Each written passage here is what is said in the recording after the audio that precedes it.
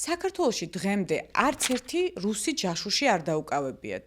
იმავე პერიოდში, როცა დასავლეთის ქვეყნებში, ბალტიისპირეთში, პოლონეთსა და სკანდინავიაში ათეულობით რუსი აგენტი გამოავლინეს. უკრაინაში ომის შემდეგ რუსების უპრეცედენტო მიგრაციას თუ არც ერთი ჯაშუში არ შემოჰყოლია. ამ გამოწვევების ფონზე ჩვენი თავდაცვის სისტემაც ვერ არის მოწოდების სიმაღლეზე.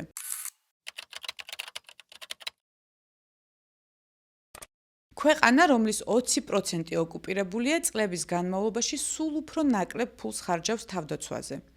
სავარაუდოდ იმ იმედით, რომ მტერი უბრალოდ დაგვინდობს, ან ქართული ოცნება მშვიდობის გარანტად გვეყოფა. წელს თავდაცვის ბიუჯეტი 1,73 მილიარდი ლარი იქნება. თითქოს ზრდაა, მაგრამ თუ ინფლაციას გავითვალისწინებთ, ეს 2008 წლის ბიუჯეტის თითქმის ნახევარია. თუ წლევანდელ ბიუჯეტს გავაანალიზებთ, დავინახავთ, რომ თავდაცვა ქვეყნის პრიორიტეტი ახლაც არ არის.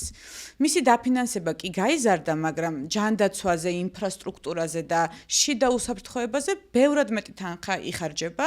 ეს გვაჩვენებს, რომ სახელმწიფო უფრო მეტად შიდა კონტროლზე აკეთებს აქცენტს, ვიდრე ქვეყნის თავდაცვის გაძლიერებაზე.